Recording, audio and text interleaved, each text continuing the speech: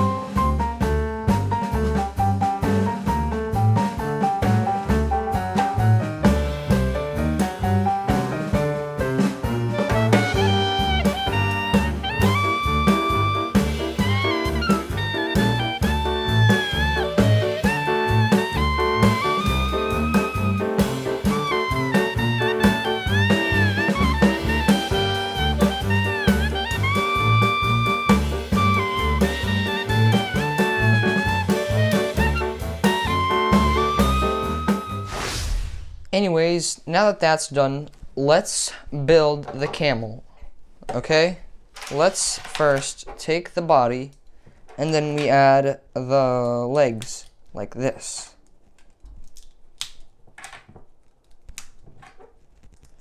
And now we add the head here. Let me just... Okay, so, like again, I said that the camel can move its head because of that piece in there. And it's just really cool. Camel can move its head. Anyways, thanks for watching this video. I'll make sure to make more videos soon, okay? Anyways, I'll see you in the next video. Like, comment, and subscribe for more LEGO Minecraft content and other content as well. And I'll see you in the next video.